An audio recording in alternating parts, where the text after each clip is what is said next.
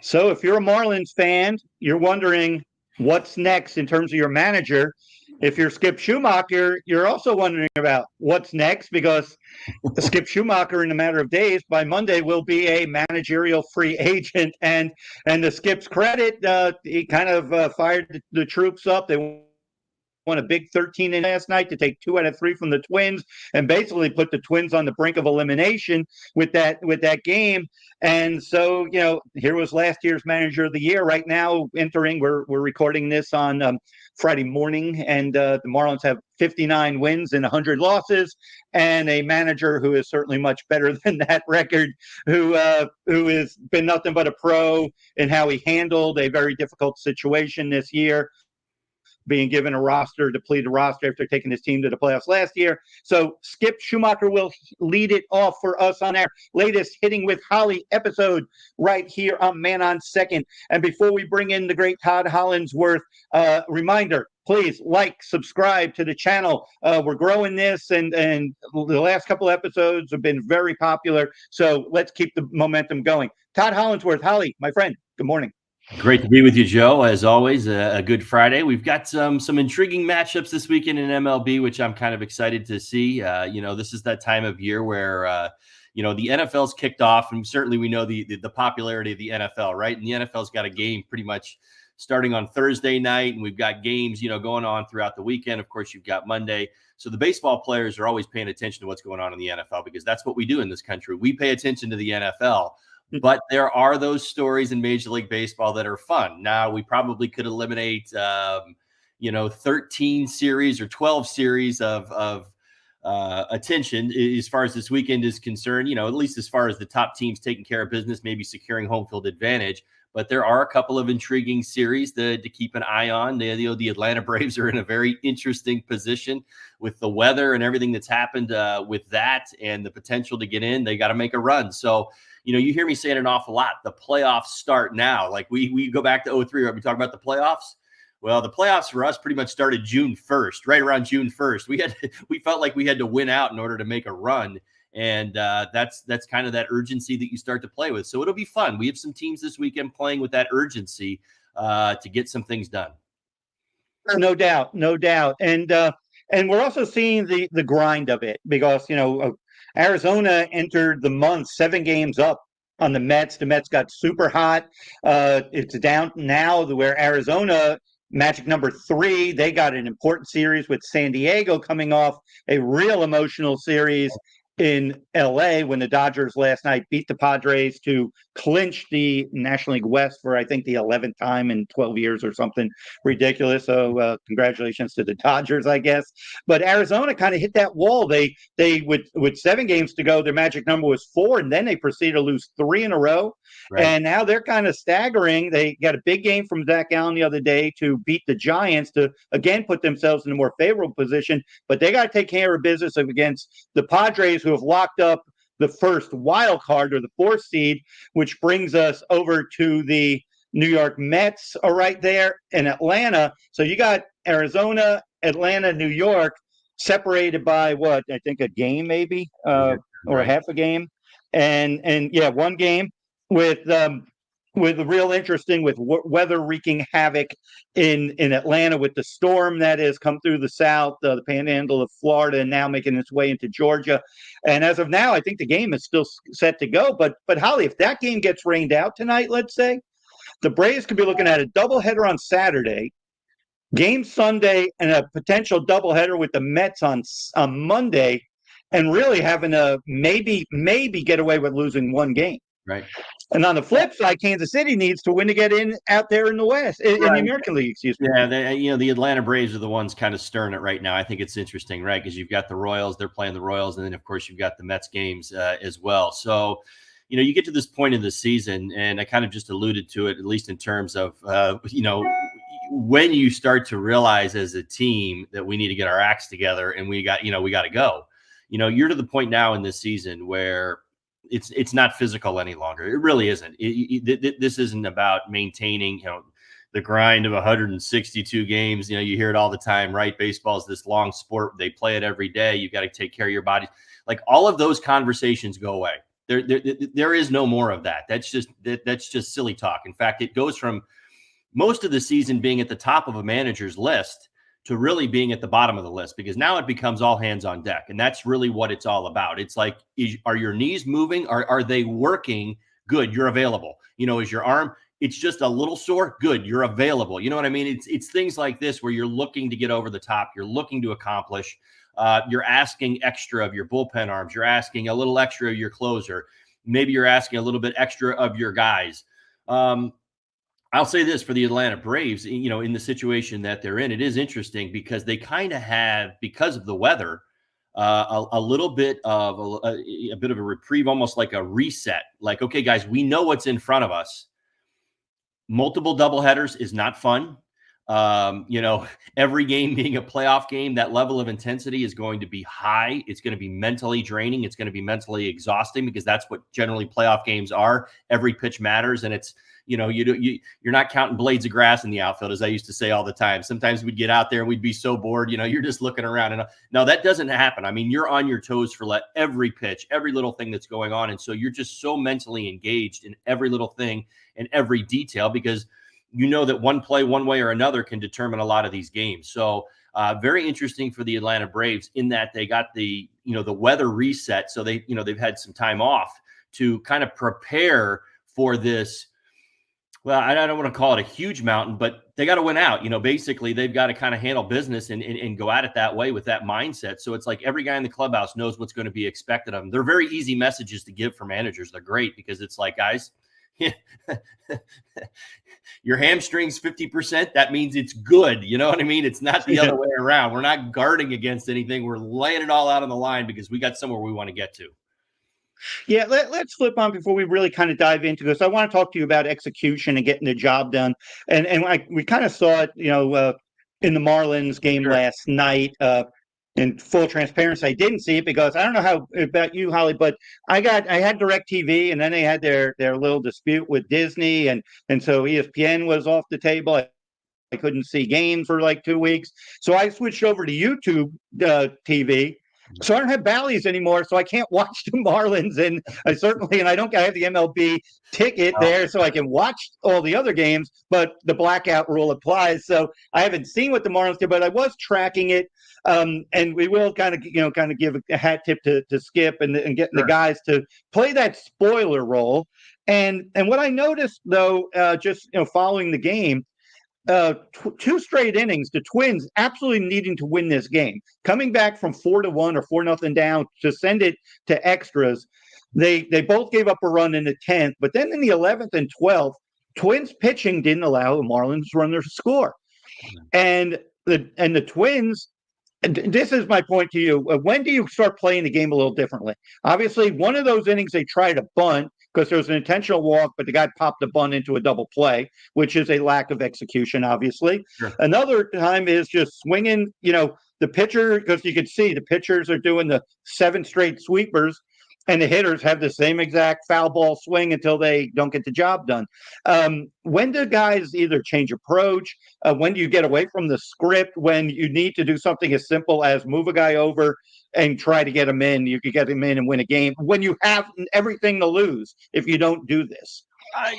That's a great question. I mean, I think each situation, you look at managers, you have to manage your personnel the way that the way that they're going to execute. I felt like this, and this will probably get your attention, Joe. I always felt like in those situations for managers, when executing something simply, like you talk about bunting, of course there's certain guys in the lineup. Both managers know this. They know each other's teams very well as they prepare before every series.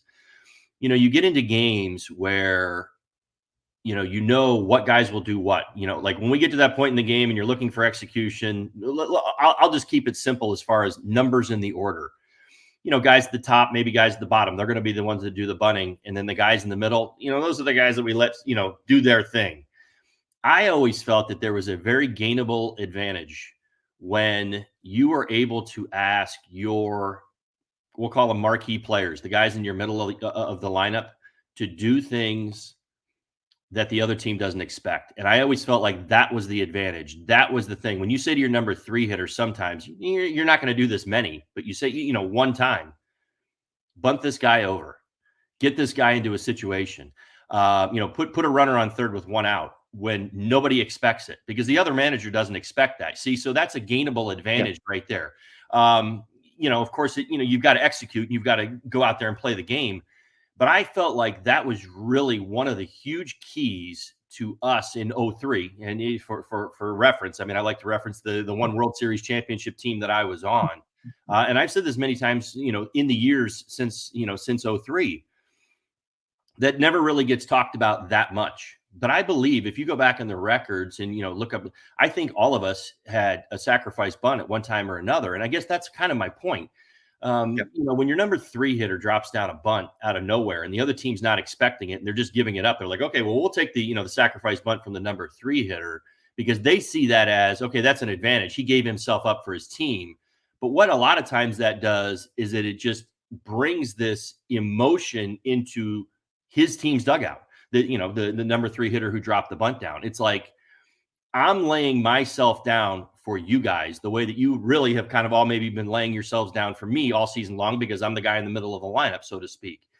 I've always believed that there's a huge gainable advantage as far as the emotion of games where the emotion's so high, extra innings, tie ball games, everybody's tired, they're grinding, they're trying to find the answer. How do we get that one run across? How do we get the lead back? How do we do this? And the pitching's dominating, guys are not putting together great at bats.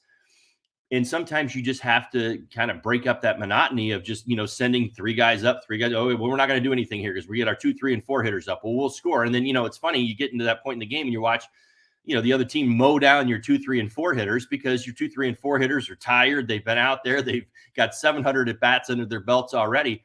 Sometimes it's just a moment where a manager, I've seen it just so many times to not really, I mean, I believe in it with all of my heart, but I know that it's probably foreign to most people's ears.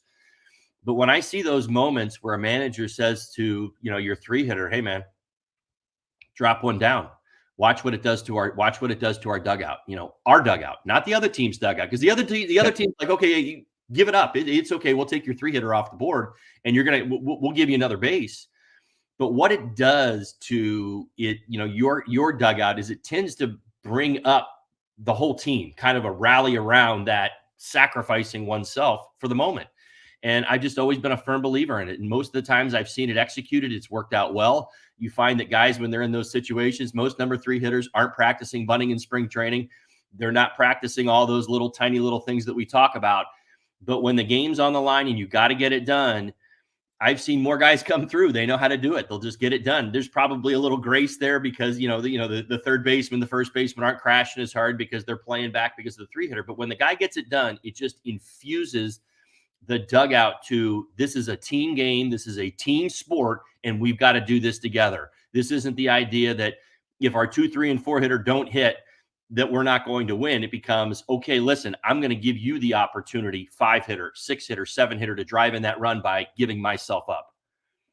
Holly, I just jotted down a couple of words. I think you said this a couple of weeks back about, I think what you're just saying speaks to this, what you noted a few weeks ago to me, building your team to having different ways to win. Yeah. And so if I'm looking at it from a Twins perspective last night, knowing everything on the line, and literally every one of my hitters is doing everything as if this was an April game or a May game or just another game. And I get, if they're a heavy analytics team, there's no doubt I'm surprised they even bunted once. And then I'm sure they justified it because the guy popped it up into a double play and they got the guy off second. They didn't even get the guy off first on the double play, which completely ambushed that 12th or whatever, 13th inning, whatever it ended up being for them. It was like, I thought of what you were saying months ago. As I found out, it's like the Twins showed nothing different. Right. Now, maybe I get it. That's how you got there. But knowing as someone who's covered that 03 team and covered, a lot of sports over 40 years in this industry, seeing no matter the sport, the players that are flexible, adaptable, can do different things. Right. A quick anecdote, and we might even talk about this if we have time later in the show. It's football related, and it got into a little ESPN dispute between Shannon Sharp and Marcellus Wiley a couple of days ago, where they're talking about Joe Burrow throwing for like 330 yards in a Bengals loss 38-33 to Washington. And Shannon Sharp put it on, like Burrow had like 330 and 3 TD passes, no picks, but didn't win the game. Right. And Sharp was kind of putting it on the $50 million quarterback for not getting it done. And Wiley was like, well, how can you blame him? If you look at his numbers, that's where just looking at numbers, you can't make the argument the guy did what he was supposed to do. But he said, this is what made Tom Brady different. Tom Brady could recognize early in the game what was needed of him as a quarterback to win that game. Right. So if it was going to be a 3-0 or 6-3, it's a 10-7 type game, he could play the game one way. If it was a shootout, he had to play it a different way. But ultimately, it was getting the job done at the end. And that's where we could tie it back to baseball. 2 straight innings against a gassed Marlins bullpen, not even their top relievers left. You couldn't execute with. Now, Skip walked like Correa a couple of times, but basically putting it in the hands of their. And they did have a long, guy made a great play in center field, which would have been a hit, but still they didn't execute. That only tied the game on a sac fly. They didn't execute enough to get a run in when you didn't even have to hit the ball in the infield. You just had to do certain things to put yourself in position to win that game. Right. Well, all of the things that you're talking about are just such great points, Joe. I agree with everything that you're saying, and they're fun conversations to have.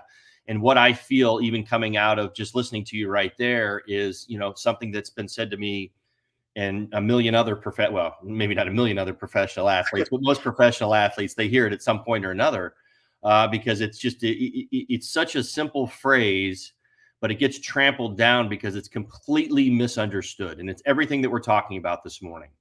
It's find a way. And when you hear find a way isn't keep doing everything that you've been doing all season long. Find a way is let's start thinking outside the box. See what I mean? It's a very different statement, and it's one that is quickly thrown out by many managers. It's thrown out by coaches and all the time. Guys, let's find a way. It's a rally cry. I get it. Yeah. But there's more depth to it when you truly believe what it means. And when we say find a way, what's really being said? What we're doing may not be working right now. We need to think a little bit differently and try something different than what we've been doing. Because I even think it applies to the Joe Burrow conversation, because it's exactly what we're talking about. You get to the end of the day and, the guy's 3 for 4 with 2 home runs, but he had an opportunity and you're like, okay, well, I'm not going to tell, this guy's swinging the bat. He's on fire.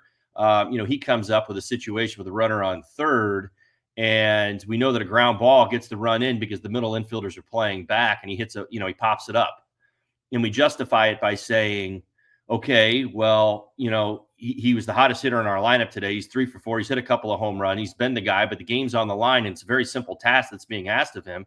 Ground ball to a middle infielder, gets the go-ahead run in, but he pops it up because he's swinging big, and that's what he did. And it's like, okay, well, he didn't find a way. You see what I mean? There are obvious things that exist in our sport when there's times when you're like, okay, this guy's doing this really, really well. You've got to trust that the mind is working and that, that we're thinking clearly and we're recognizing the opportunities to do what the game is giving us so that it benefits us in that situation. You can hit a broken bat, saw your hands off, surrender your hands and hit a weak ground ball to the second baseman. But if it gets that guy in from third base and it gives you the lead, job done. That's a celebration. Yeah. See what I mean? So that whole idea of finding a way matters. But I just, you just hope that, the kids today, because, again, it's one of those statements that I've heard so many times. I've said it myself a million times in a dugout. Come on, guys, let's find a way. And it's, it kind of gets dismissed because it's been so overused. But when you do hear it and you do understand it, what that rally cry is, guys, we got to do something different than what we're doing to get us the lead back, to get us the advantage, to get us the win than what we're doing right now. Because if we're looking to find a way, that means the way that we're going down is not working right now at this moment. So we got to find a way to get it done. Yeah.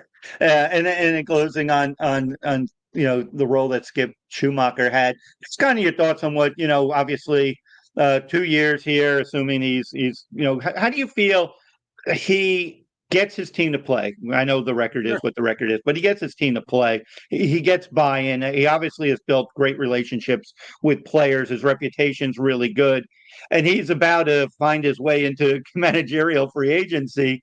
How much of demand do you think he'll be in, and how much do you think he will take from Miami moving on, and even the role of managers these days, because it's there, so much is being scripted, but still this time of year you could see the importance of managers making the right decisions. Well, I think Skip's done a really nice job, and that's whether he cares it's coming from me or not. But I mean, I think he really has done an incredible job because we see the details of everything he's dealt with. Not everybody else around the country does. So, if he hears this, we know what you're dealing with, Skip. We know exactly what you've gone through. We know that you've been given talent. You've had talent taken away. We know you've had injuries. We know that you've had to deal with. You don't have the depth that other organizations have.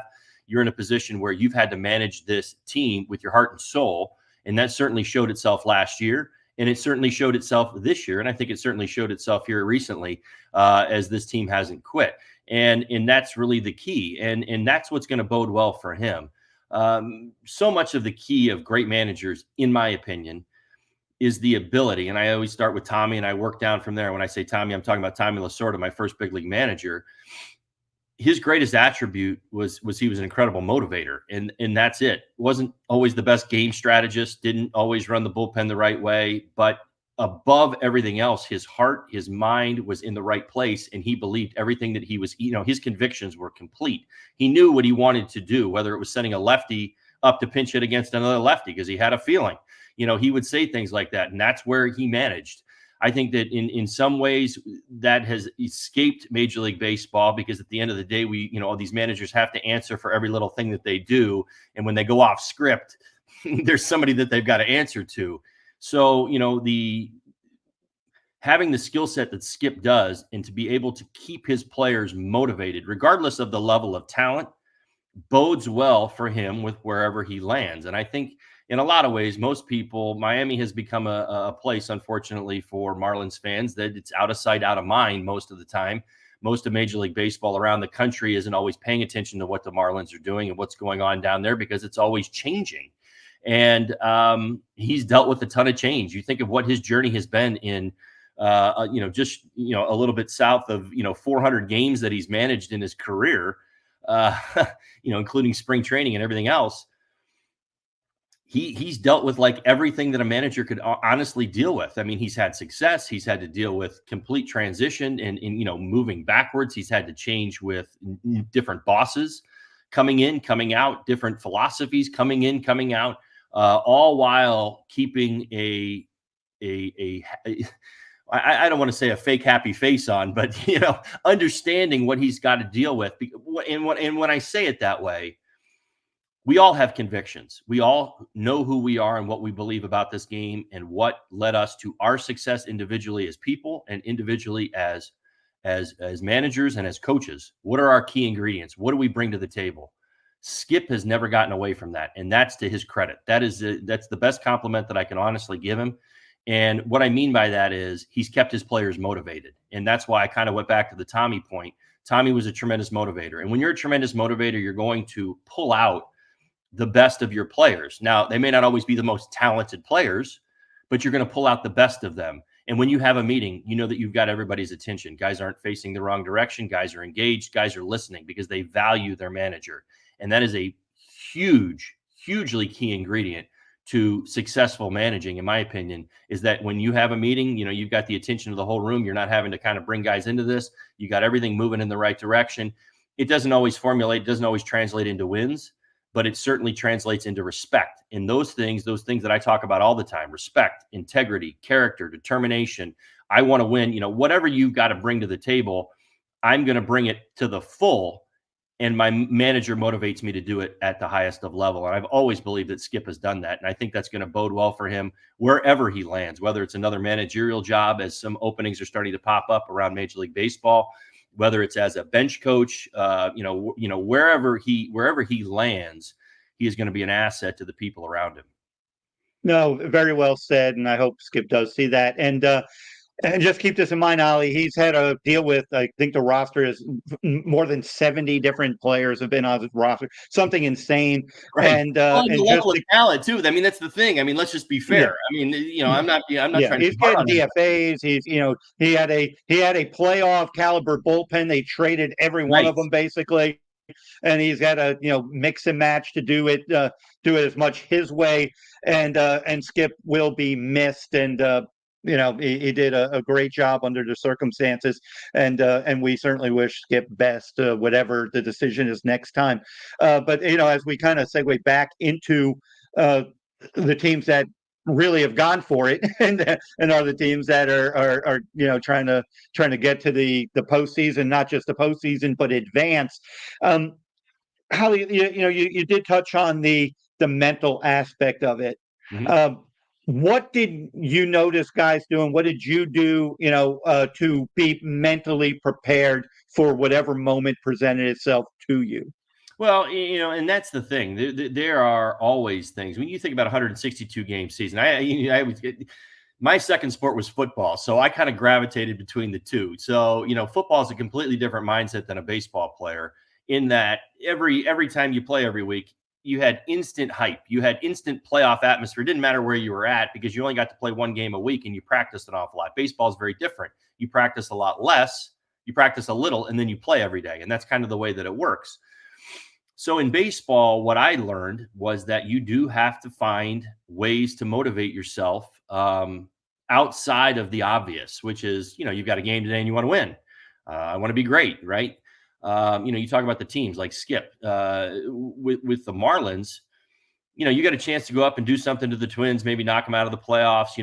Really mess them up by going out and giving your best. Whatever it was, I always found that there were different things at different times throughout my career that were vital to how I presented myself each and every day. Now, granted, you play over 1,000 games, you're not always at your best, you're not always feeling your best. That's what I did in my career. But whether it was at times, sometimes when your season's done and you're rolling, like September, I remember there were a couple of times in September we were playing games that didn't matter to anybody but the opposition. My motivation was that I wanted to finish strong. I wanted to get to certain plateaus. I wanted to get to 70 RBIs, whatever it was. I want to get to 20 home runs. I mean, there are different things in your mind that can motivate you, that help you get to that locked in place. I honestly, it's funny because I was always highly motivated, as we just kind of talked about Skip and the Marlins and the Twin series, where beating the other team, it was almost like misery loves company. And so I kind of would, I would take that on my inside, and it was like, well, we're not going to the playoffs, so we've known it for a month, but we got a chance to knock you out of the playoffs. So boom, we're going to go do that. So, and that was always, maybe it helps you find another gear. Maybe it takes you to another level. But those are vital. Baseball is a very interesting sport because it's not the same thing that motivates you every day. When you're rolling as a hitter, sure, you're in your zone, you're in your, things are going right. I want to keep that going. Those things will motivate you. But you're going to run into times during the season where you're like, I got to dig deep. What's my motivation today? And as I got a little bit farther into my career, and I thank Clint Hurdle for this. Clint was great about this. What's your motivation today? What are your goals today? What's your mindset today? When he was my manager in Colorado and my hitting coach there, and he was great at this, which was, what are you looking to do and what do you want to accomplish? And that's the fun joy of the game of baseball, is that every day is a new day. So if you didn't accomplish your goals yesterday, you got a chance to accomplish them today. So that was always something that we fell back on. I loved it. And that's things that I searched out. So every day you got to dig deep. Sometimes they're personal.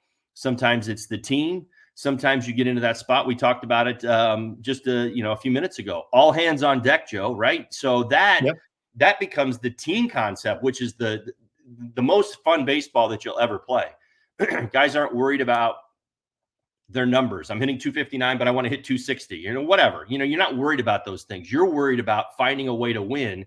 And if there's something that I can do today, whether it's bunting a guy over, whether it's throwing a guy out from the outfield, whether it's taking an extra base on a marginal pass ball, whatever those things are that can help your team win, you can take pride in that and then take it to the next level and say, you know what, I had a hand in that today. Yeah, no, I wasn't the star. I didn't go 4 for 4. I didn't drive in, all the runs or whatever, but I did a little something to help us win this baseball game. And that's what's going to lead into that. And truly, that's the best baseball. I mean, that's the fun that I have, is that when we get off the individual side of it and we get into that more of a collective pulse, heartbeat. And that's the time of year that we're in right now, because numbers are what they are. I mean, you've played so many games now. You're not going to, I mean, unless you have a game like Ohtani did when he got to 50, right? You know, when he drove in 10 runs that day, hit 3 homers and went 6 for 6. You're not going to spike your numbers. You're not going to jump from 280 to 290, because even 3 for 4s really just move you about 4 or 5 points in your batting average. Your OPS doesn't move that much. So, it just gets you into a space where you're like, okay, I'm free of all of this other nonsense, and we can just kind of really hone in on what motivates us today to get that win. No, it's all great points, and obviously there's going to be some fascinating storylines as we get into October and really narrow it down and see what these playoff teams are doing. But I want to kind of move over in this next, kind of in our last 20, 30 minutes here. Something that we launched a couple of weeks ago. It's becoming, pretty popular with people, the kids. I'm already getting, responses from the coaches, and Holly, just so you know, they are paying attention. They're seeing it, and they appreciate, obviously high school coaches to get your opinion. They find it fascinating. So we do, unfortunately, the rain really, we had a storm here, and we certainly wish we just got a lot of wind and some rain here in South Florida. But the rest of the state and the South is dealing with more than we did. So we wish them all well. But I did get to see a game between the Davie Wildcats, which are the Western high school kids, against Pembroke Pines Charter. And it was mainly a lot of JV kids from a year ago. They'll probably be 10th graders on the varsity teams right now. And Western Davie's team they got some nice players here. And we broke down Jimmy Hewitt a few weeks ago. These are some of the kids that are there. I'm going to start with this pitcher, Hayden Keller, sophomore, 10th grader. Who am I getting him? Something's popping wrong. There I go. Okay, let's see Hayden. He snaps off a nice little breaking ball here and freezes, gets the guy swinging. Nice mound presence, Holly. He does the confident strut like he expects it coming off the mound. But first thoughts of young Hayden Keller.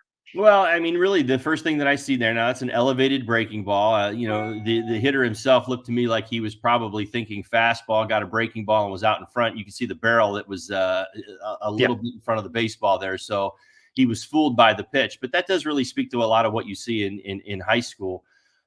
This is a pitch that's going to be very valuable to this young man. It's got a lot of drop. I mean, you see it. He comes straight over the top. You hear the 12-6 curveball. I mean, there's a little tilt in there as the kind of ball got back to the outside part of the plate, but that 12-6 drop is very, very valuable. And as he gets older and gets stronger and develops more, yes, you're going to hear me say this, spin rate, this ball is going to become a little bit more electric for him. And that's really what he's going to have to work on. As you see it out of his hand, it's a good pitch. It's already got some drop, but as a hitter, you see that big. When he gets a little bit more life towards the end of that pitch, then it's going to be really nasty and it's going to really serve him well. Again, this is a young man, as you said, I believe he's a sophomore in high school. Is that correct? Yeah, 10th grade. So yeah. He's a young man. So, the sky's the limit. And I'm always a firm believer in this. I've said it a million times. I'll say it again today. I think I said it last week. But I love kids that learn how to pitch early, and then we start to develop their strength, literally their strength as they move along. When I talk about spin rate, that's something that's going to come along. He's not going to have a ton of spin rate right now as he's still maturing into his body, as he's starting to fill in the space between the bones and he's growing. I'm sure he looks like he's fairly tall and he's already grown, maybe had a little bit of a growth spurt. But with that being said, he's going to get stronger. He's going to get better. He's going to understand it. And the more he does it, he's going to get better with it. But to see him at an early age with a solid secondary pitch, that's a testament to where he's at. Somebody's taught him that, and that's going to serve him well moving forward. We all would love to say, yeah, we throw 95 miles an hour, but the case is that most don't. And everybody's looking for ways to get guys out. That looked like a very reliable pitch for him, one that he believes in. He's certainly confident in throwing it. And as he moves forward and that pitch gets even better for him, it will automatically make his other stuff play up. And that's the thing. If you start to develop even a good secondary pitch, used to talk about this all the time in the big leagues. Trevor Hoffman was known for it. I don't know why he's the first one that comes to mind, but it was the most uncomfortable changeup that I ever saw. You knew the changeup was coming and you still couldn't do anything about it. It was so hard to just pick up. And yet this was a guy who threw, 95, 96 miles an hour when he got to the big leagues. But he had one of the most devastating changeups that we'd ever seen. I used to remember back in the day, every year we would get to the end of the season and we would start talking about guys, who had the nastiest right? Every year that, I think Baseball America used to do it. And, they'd come out, who had the nastiest fastball, who's got the nastiest slider, who's got the nastiest split finger. And of course, there were guys up there that would kind of routinely be there year after year. And of course, Hoffman was there with the changeup. It was just an absolutely devastating pitch, and you knew it was there. But the reason I even bring it up is that as devastating as that pitch was, and as much as we knew it was coming, it made his fastball play up. So as he got older in his career and he was only throwing 90, 92, probably I would say the last 5 or 6 years of his career, he may even tell you longer.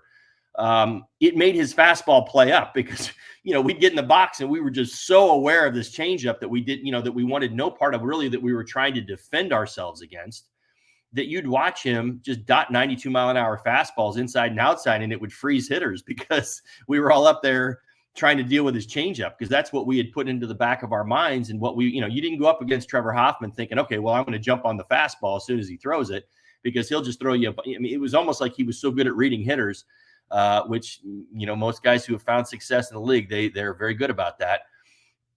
They will tell you that, I'm not going to give you what you want. I'm going to make you go after what I want you to go after. And that's kind of the key to this. So secondary pitches are very key for young players. Talk about it all the time. You got 95, 96 miles an hour. You're going to coast through a lot of high school baseball. You're going to dominate. You've got a pitch already that's going to work, and that's a lot of velocity. But I don't care who you are. I'll use Andy Painter, dear friend of our family, who's top prospect with the Philadelphia Phillies. I had him his junior and senior year in high school, and I used to talk to him about it all the time. And that's actually one of the things, and I'm not taking credit for this, so don't misunderstand me, but this is one of the things that I would always whisper in his ear, regardless of what he could do. He could go out every day and put his fastball anywhere he wanted, and he was throwing 97. He could have coasted through his junior and senior year with huge numbers and ended up getting drafted anyway. But he advanced through the Philly system because he had an arsenal, because he was ready to go. He had a curveball. He had a changeup. He had a tight slider that was ready to go. And in his early years, he worked on all those pitches. And that was very key to him advancing at a quicker pace than everybody else. It's one thing you get there. Oh, he throws 97 miles an hour, but he doesn't do anything else. So we got to teach him some things, because you're not going to just survive on a 97 mile an hour fastball when you start getting to better hitters. And that's the reality. And so Andy has, just completely accelerated through the system to where he was being considered. I think it was just a couple of years ago.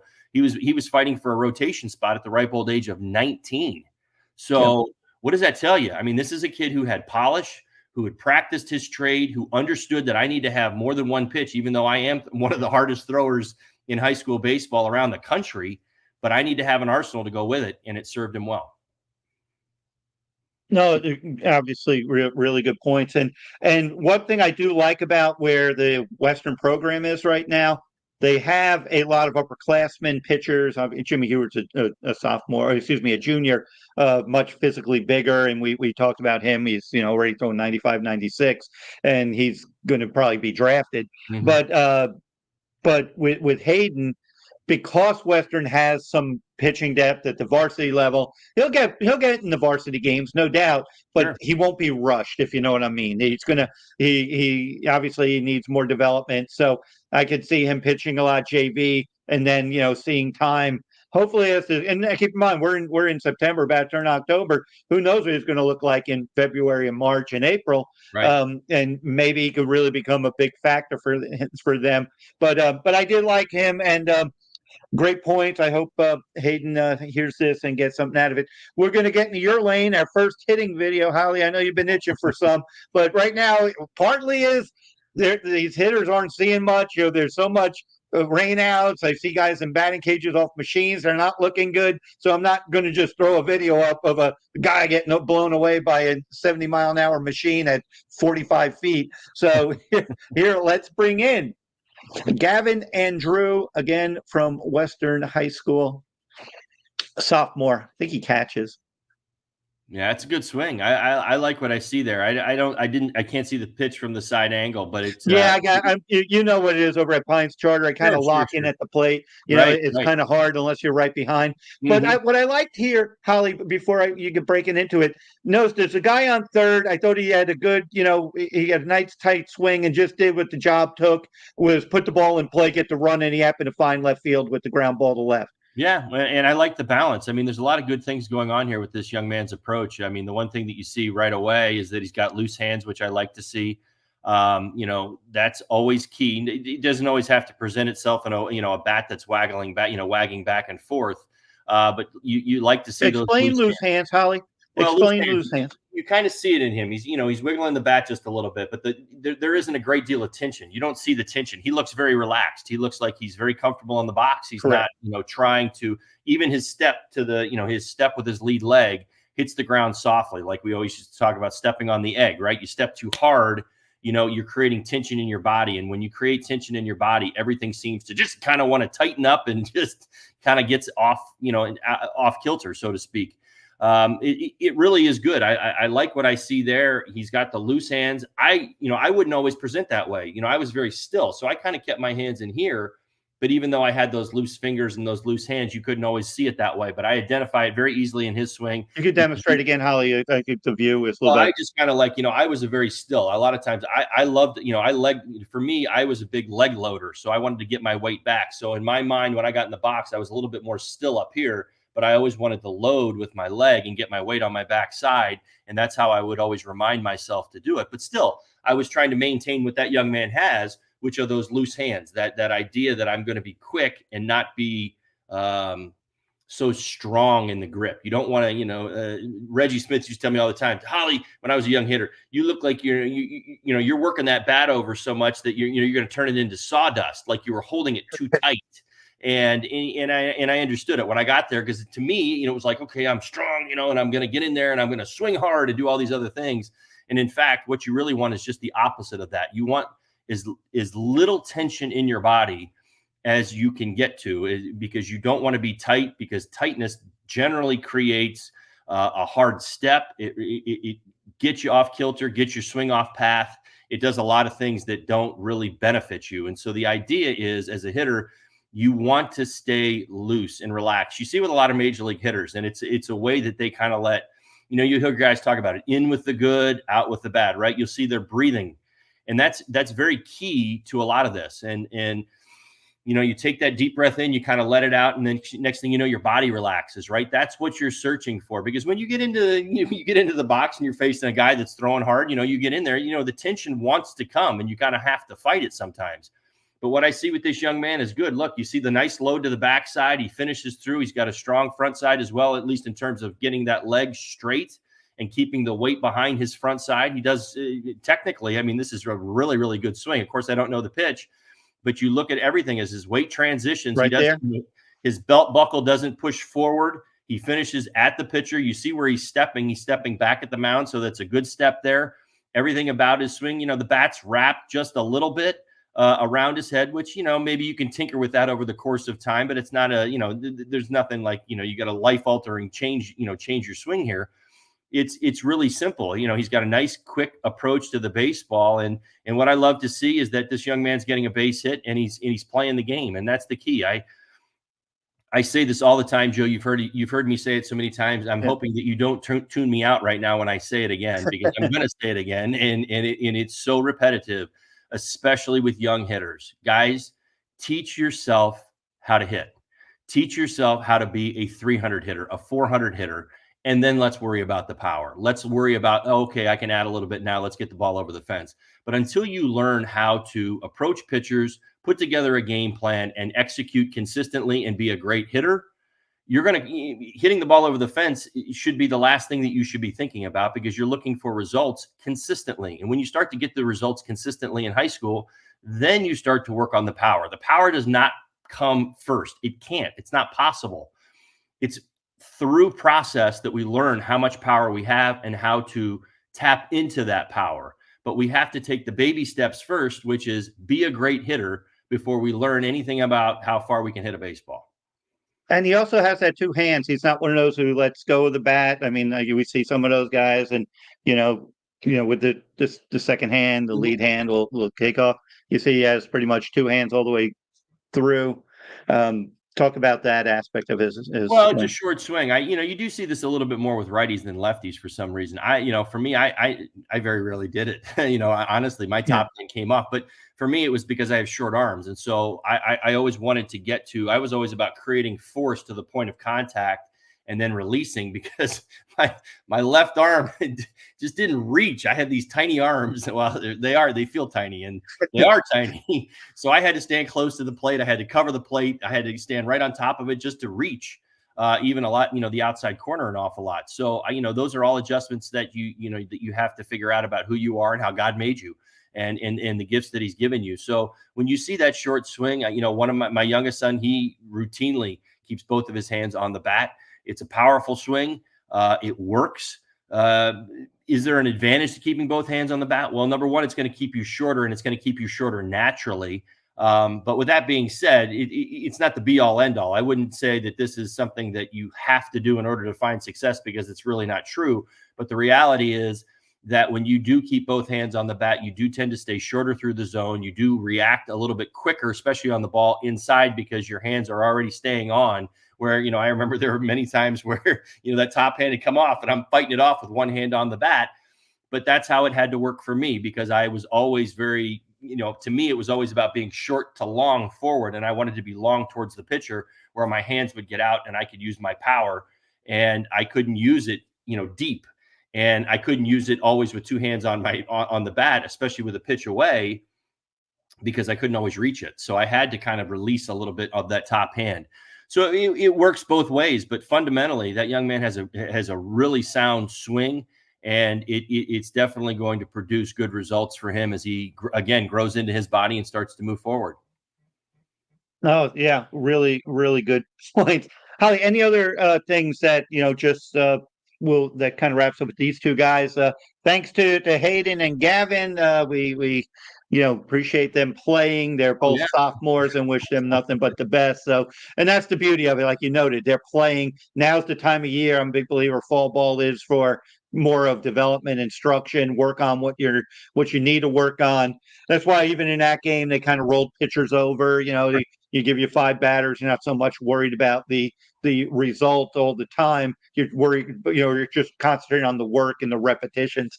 So, just to that, any other just kind of advice as for these kids in fall ball? What are you looking at, for players this time of year? Well, I would say this, Joe. I mean, you said it a little bit earlier, and it was kind of, it's interesting because, I always think of the word expectations.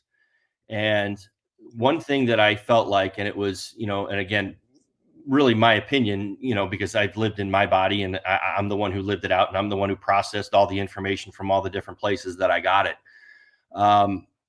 Was just a simple thing. You talked about, he'll pitch a little bit on JV and, hopefully he gets a shot at varsity. And I think it's such an interesting, because I think that naturally, even as spectators and people who look at people's swings and pitching mechanics and all these other things, I just encourage young men, don't let anybody set bars for you. Don't let anybody tell you what you're supposed to be, because now you're living up to, and I'm not saying this, Joe, because you're just reading it for what it is. It's just I would have said the same thing. But my word of encouragement in this is don't let anybody tell you what you're supposed to be or where your bar is. You set the bar for yourself. You decide how your season is going to go. And that is going to be determined by how much time, effort, blood, sweat, tears you put into your game. How many times I've seen in my life where somebody will be off the radar.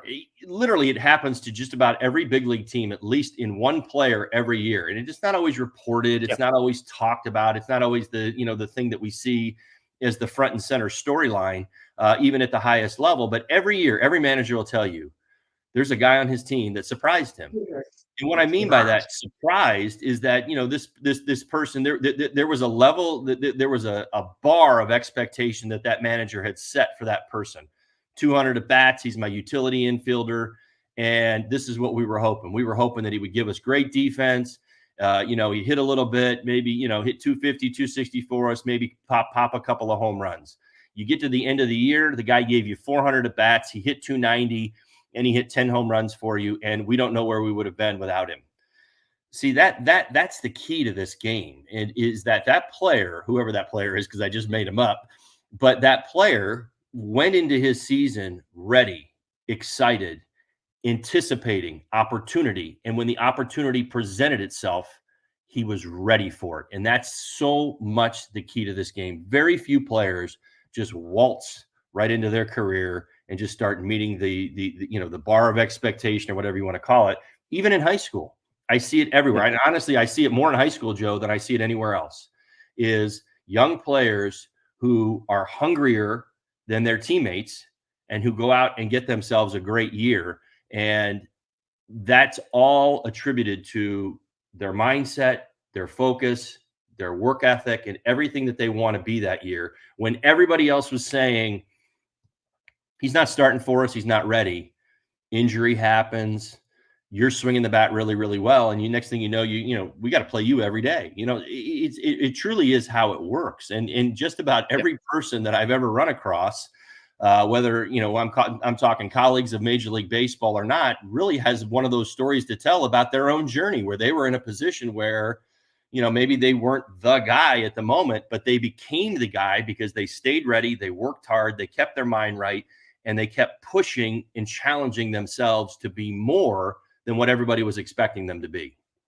Yeah, it's simply, like Jack McKean used to always do the Charlie Finley thing. I'm not sure how many times he told you guys that, but when Mr. Opportunity knocks, come on in, with Charlie Finley would tell Jack. It's like you never know when the opportunity, and that's kind of Jack used to always tell that story about the late great Charlie Finley, who owned the A's when they won 3 World Series in the early 70s.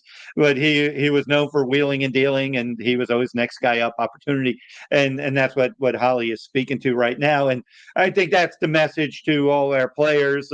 Just be ready, be ready, because you never know, like he says, who will be hurt, who may underperform. Because usually there'll be kids that we expect to perform, don't, for whatever reason, because they're human, and people that weren't necessarily expected to perform rise, because that's just kind of the nature of it. Well, I love that. Listen, I mean, and a lot of times, and I can speak to this because I've been on both sides of this. I was a starter early in my career. As I got later in my career, I was a fourth outfielder and a pinch hitter, and did different things, off the bench. But a lot of times that becomes your flex. I mean, that becomes your thing. And that's the thing. I tell the story when I was playing in Chicago, and that was really the first time that I started to transition into being a fourth outfielder. Was my goal every day was to put as much pressure on our starters as I possibly could. Now, on the surface, that sounds like, well, wait, what are you talking about? Well, what I mean by that is I was going to be the best at whether I was getting 2 starts a week and 3 or 4 pinch hit appearances, I was going to do the most with those as I possibly could, because I wanted Dusty thinking, man, why is he not in the lineup more often? And I had studs in front. I mean, I had Moises Alou, I had Sammy Sosa, I had Corey Patterson. I mean, guys that were in front of me that had earned the right to be out there every day. But I wanted to keep in the back of my manager's mind that I'm the answer when something happens. And I'm going to keep myself ready. I'm going to keep myself determined. And I'm going to say, I'm going to work to be the better answer. Now, I wasn't always the better answer, but that's what motivated me. And it kept me moving and pushing, and not only pushing myself, but you're also doing those stars a service, because they feel this. They will absolutely feel the heat of the guy on their team who's getting in there, isn't getting the opportunities, isn't starting every day, but somehow seems to contribute to a win or to a moment in a game when he gets those few moments. And next thing you know, the manager's starting to take notice of those things. Those players feel that as well. I've had it spoken to me a few different times in my career in a very positive way, but like, you're putting heat on me, dude, because you're raking right now. You're swinging the bat well, and I'm not. And I'm getting a start in your spot today, but I'm not getting it tomorrow. But next week I might get 2 starts. You see what I'm saying? It's like that heat, that pressure makes those players better. It should. I mean, it should certainly get their attention, because now you've got yourself. And guess what? You now have. You have yourself a sound team. You've got your bench players performing at a very high level, and you've got your starters hopefully doing what they're supposed to be doing. But if they're not, they're feeling the heat of the other guys on the team, which is what you want, because a lot of times that'll snap you right out of the funk you're in. This is great, and it leads to a topic, but we can't get into today because we're going to wrap it up now. You don't want to be too comfortable. I think that's what Holly's getting at. If you're on a team without the depth to push you, you can be a starter, go 0 for 4 with 4 punch outs, and no, you're not coming out of the lineup for a week because you have no one really a better option. So these are fascinating topics. I think we covered a lot of really good ground today, Holly. I agree with you.